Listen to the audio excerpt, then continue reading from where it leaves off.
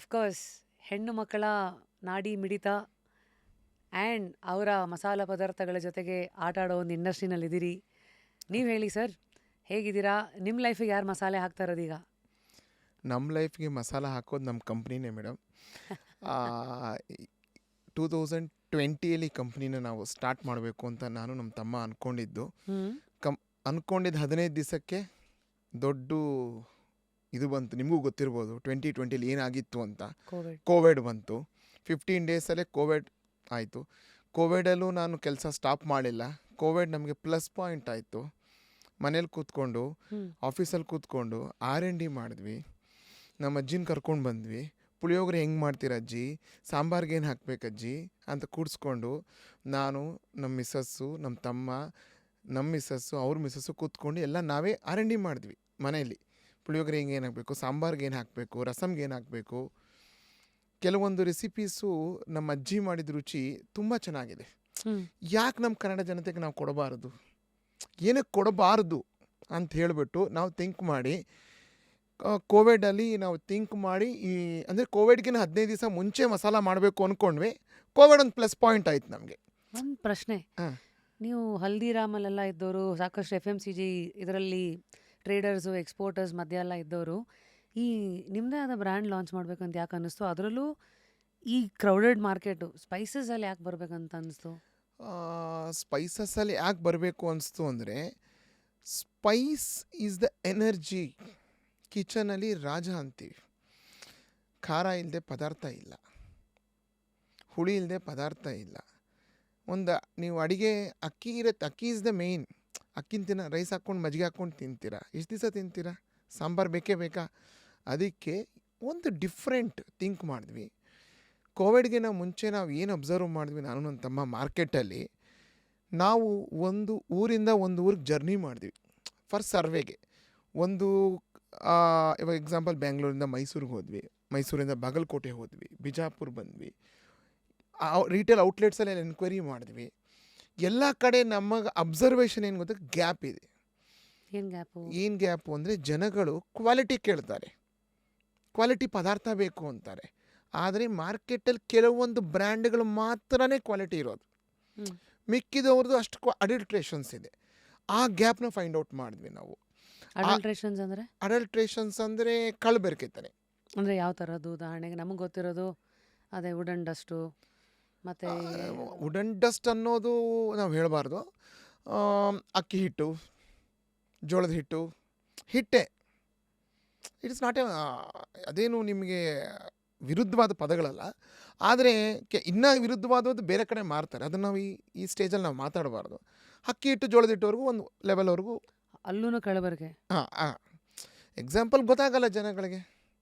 ಹೆಂಗೆ ಕಂಡುಹಿಡಿಯೋದು? ಹೆಂಗೆ ಕಂಡುಹಿಡ್ತೀರಂದ್ರೆ ಅದಕ್ಕೆ ಪ್ಯಾರಾಮೀಟರ್ಸ್ ಇದೆ ಮೇಡಮ್.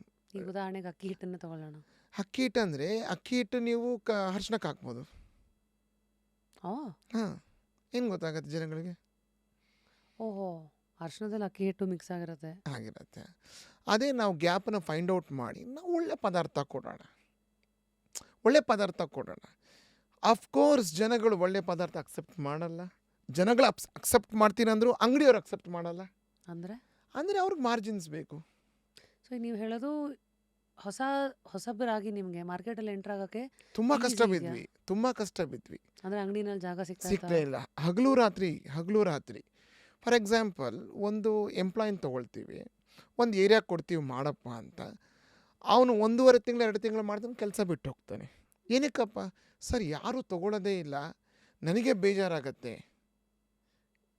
ಸೊ ಈಗ ಎಷ್ಟೋ ದಿವಸ ನಿದ್ದೆ ಇಲ್ದಂಗೆ ಮಲಗಿದ್ದೀವಿ ಮೇಡಮ್ ನಾವು. ಎಷ್ಟೋ ದಿವಸ ಕೋಟ್ಯಾಂತರ ರೂಪಾಯಿ ಕೊಟ್ಟು ಬಂಡವಾಳ ಕೊಟ್ಟು ಫ್ಯಾಕ್ಟ್ರಿ ಹಾಕಿದ್ದೀವಿ, ದೊಡ್ಡ ಸೆಟಪ್ ಇದೆ. ನಮ್ಮ ಪ್ರಾಡಕ್ಟ್ ಪ್ಯೂರ್ ನಾವು ಹೇಳ್ಕೊಂಡ್ರೆ ಈ ಜನಗಳಿಗೆ ಹೆಂಗೆ ರೀಚ್ ಆಗತ್ತೆ? ನೀವು ಹೇಳ್ಕೊಳ್ತೀರ ಪ್ಯೂರ್ ಅಂತ, ಜನ ಬಾಯಿಂದ ಬೇಡಿಕೆ ಬರಬೇಕಲ್ಲ. ಅದೇ ಬೇಡಿಕೆ ಹೆಂಗೆ ಬರೋದು? ಪ್ರಿಂಟ್ ಮೀಡಿಯಾ ಹೋಗಬೇಕು, TV ಮೀಡಿಯಾ ಹೋಗಬೇಕು. ಅಷ್ಟು ಬಡ್ಜೆಟ್ ನಮ್ಮಲ್ಲಿ ಇರಲಿಲ್ಲ.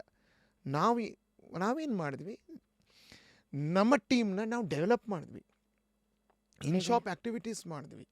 ಅಂಗಡಿ ಮನೆ ನಿಂತ್ಕೊಂಡು ಕಸ್ಟಮರ್ಸ್ಗೆ ಪುಳಿಯೋಗರೆ ಅಂದರೆ ಏನು, ಸಾಂಬಾರು ಅಂದರೆ ಏನು, ಫ್ರೀ ಶ್ಯಾಂಪ್ಲಿಂಗ್ ಮಾಡಿದ್ವಿ.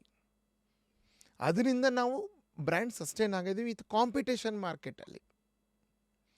ಇಷ್ಟು ಸಸ್ಟೈನಬಿಲಿಟಿ ಬಂದಿದೆ ನಮಗೆ ಇವತ್ತು ಅಂದರೆ because of our quality it self. ನಿಮ್ಗೆ ಅವಾಗಲೇ ಹೇಳ್ದಂಗೆ ನಮ್ಮ ಅಜ್ಜಿನ ಕೂಡಿಸ್ಕೊಂಡು ನಾವು ಪೇಪರ್ ಪೆನ್ ತೊಗೊಂಡು ಬರ್ಕೊಂಡು ಬಂದ್ವಿ. ಉದ್ದಿನಬೇಳೆ ಫ್ರೈ ಮಾಡೋದು, ಮೆಣಸಿನ್ಕಾಯಿ ಫ್ರೈ ಮಾಡೋದು ನಾವು ಕಲ್ತ್ಕೊಂಡ್ವಿ. ಫಸ್ಟು ಅಡುಗೆ ಮನೆಗೆ ಹೋಗೋಕ್ಕೆ ಆಗಿರಲಿಲ್ಲ. ನಾವು ಇಷ್ಟು ದಿವಸ ಚಿಕ್ಕವರಿದ್ದಾಗ ಅಡುಗೆ ಮನೆಗೆ ಹೋಗ್ತಾ ಇದ್ವಿ. ಮದುವೆ ಆದಮೇಲೆ ಅಡುಗೆ ಮನೆಗೆ ಹೋಗೋ ಅವಶ್ಯಕತೆಯೇ ಇರಲಿಲ್ಲ.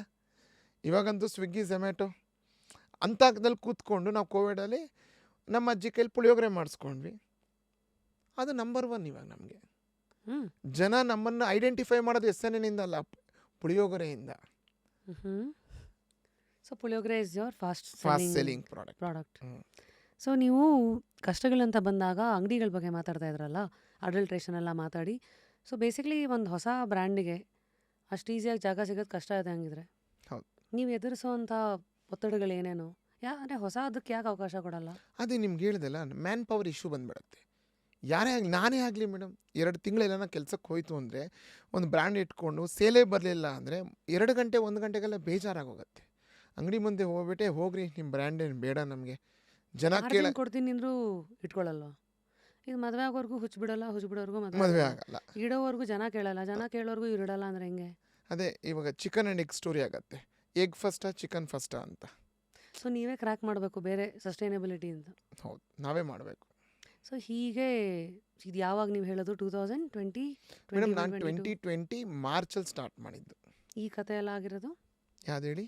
ಅದೇ ಈ ಥರ ಜನ ನಿಮಗೆ ಸ್ಟೋರಲ್ಲಿ ಬ್ರ್ಯಾಂಡ್ ಸ್ಟಾರ್ಟ್ ಆಗಿ ಸೆಕೆಂಡ್ ಕೋವಿಡ್ ಆದಮೇಲೆ ಏಪ್ರಿಲ್ ಮೇ 21. ಸೊ ಗ್ಯಾಪ್ ಇತ್ತು ಮಾರ್ಕೆಟಲ್ಲಿ ಫಾರ್ ಪ್ಯೂರ್ ಪ್ರಾಡಕ್ಟ್ಸು, ಹಾಗಾಗಿ ನೀವು ಬಂದಿದ್ದು. ಹೌದು ಮೇಡಮ್. ಈ SNN ಅಂದ್ರೇನು? SNN ಅಂದರೆ ನಮ್ಮ ಗ್ರ್ಯಾಂಡ್ ಫಾದರ್ ನೇಮ್ ಮೇಡಮ್. ನಾವು ಹುಟ್ಟಿ ಬೆಳೆದಿದ್ದು ನಮ್ಮ grand father Chintamani, Kolar district. ಅಲ್ಲಿಂದ ನಮ್ಮ ತಂದೆಯವ್ರು ಬೆಂಗಳೂರಿಗೆ ಬಂದಿದ್ದು. We are basically commodity background. ನಮ್ಮ ತಂದೆಯದು ರೈಸ್ ಬಿಸ್ನೆಸ್, ನಮ್ಮ ದೊಡ್ಡಪ್ಪವ್ರದ್ದು ರೈಸ್ ಬಿಸ್ನೆಸ್, ನಮ್ಮ ಚಿಂತಾಮಣಿಯವ್ರು ರೈಸ್ ಬಿಸ್ನೆಸ್. ನಾವು ರೈಸಲ್ಲಿ ಕಿಂಗ್. ಎಲ್ಲ ಫರ್ಮ್ಸು ನಮ್ಮದು NNನಿಂದನೇ ಸ್ಟಾರ್ಟ್ ಆಗತ್ತೆ. NN. ಅದಕ್ಕೆ ನಾವೇನು ಮಾಡಿದ್ವಿ, ಇದಕ್ಕೆ ಶ್ರೀ ಸೇರಿಸ್ಕೊಳ್ಳೋಣ ಅಂತ S ಸೇರಿಸ್ಕೊಂಡ್ವಿ. ನಮ್ಮ ಗ್ರ್ಯಾಂಡ್ ಫಾದರ್ ನೇಮ್ ಬಂದು ನಾಗಬಂಡಲ ನಾರಾಯಣಪ್ಪ. ನಮ್ಮ ಅಜ್ಜಿ ಮಾಡಿರೋ ರುಚಿ, ಅಜ್ಜಿ ಮಾಡಿರೋ ಪುಳಿಯೋಗರೆಗೆ, ಅಜ್ಜಿ ಮಾಡಿರೋ ಇದಕ್ಕೆ ನಮ್ಮ ತಾತನ ಹೆಸರು ಇಟ್ಟಿದ್ದೀವಿ ಮೇಡಮ್, ಶ್ರೀ ನಾಗಬಂಡಲ ನಾರಾಯಣಪ್ಪ. ಸೊ ಹೀಗೆ ಶುರು ಆಗಿರೋ ಇರೋದು. ಹೌದು. ನನಗೆ ಇನ್ನೊಂದು ಹೇಳಿ, ಈಗೆಲ್ಲ ಮಸಾಲ ಅಂದರೆ ಒಂದು ಕಾಲದಲ್ಲಿ ಮನೆಯಲ್ಲೇ ಹುರ್ಕೊಂಡು ಫ್ರೆಶ್ ಆಗಿ ಮಾಡಿಕೊಂಡು ಇದು ಮಾಡ್ತಾ ಇರೋದು. ಇತ್ತೀಚೆಗೆ ಸ್ಲೋ ಕುಕ್ಕಿಂಗು, ಮನೆಯಲ್ಲಿ ಪದಾರ್ಥಗಳು ಮಾಡ್ಕೊಳ್ಳೋದನ್ನ ಬಿಟ್ಟು ಎಲ್ಲರೂ ಕನ್ವೀನಿಯನ್ಸ್ ಅಂತ ready to eat, ready to cook, ready to heat ಇಲ್ಲಿಗೆ ಬಂದಿದೆಯಲ್ಲ. So how do you think? ಅಂದರೆ ನಾವು ಹಳೆದನ್ನು ಮರಿತಾ ಇದ್ದೀವಾ ಅಥವಾ ಇದು ಅನಿವಾರ್ಯನ? ಆ ಥರ ಇಲ್ಲ ಮೇಡಮ್, ಅನಿವಾರ್ಯ ಅಂತಲ್ಲ, ನೀಡಿದೆ ಜನಗಳಿಗೆ, ನೀಡಿದೆ. ಎಷ್ಟೇ ನೀವು ರೆಡಿ ಟು ಕುಕ್ ತಿಂದ್ರೂ ಒಂದು ದಿವಸಕ್ಕೆ ನಾವು 3 ಸತಿ ಅಡುಗೆ ಮಾಡಬೇಕು. ಇವಾಗ ಡಯಟ್ ಅಂತ 2 ಸತಿ ಮಾಡ್ತಾಯಿದ್ದೀವಿ. ವಾರದಲ್ಲಿ 14 ಸತಿ ಮಾಡಬೇಕು. 14 ಸತಿ ನೀವು ರೆಡಿ ಟು ಕುಕ್ ಎಷ್ಟು ಸರಿ ತಿಂತೀರಾ, ಎಷ್ಟು ಸತಿ ತಿಂತಕ್ಕಾಗತ್ತೆ? ಬೇಕೇ ಬೇಕು. ಯಾರೇ VIP ಆಗಲಿ, ಇನ್ನೊಬ್ರು ಇರಲಿ, ಎಷ್ಟೇ ಲೋ ಕ್ಲಾಸ್ ಇರಲಿ, ಎಷ್ಟೇ ಮಿಡಲ್ ಕ್ಲಾಸ್ ಇರಲಿ, ಮಿಡಲ್ ಮ್ಯಾನ್ ಇರಲಿ, ಎಲ್ಲರೂ ಮನೆ ಊಟನೇ ಪ್ರಿಫರ್ ಮಾಡೋದು. ಅಫ್ಕೋರ್ಸ್ 25% ಮನಸ್ಸೆಳೆಯುತ್ತೆ ಹೊರಗೆ ತಿನ್ನೋಕ್ಕೆ, 75% ಮನೆ ಅಡಿಗೆನೇ.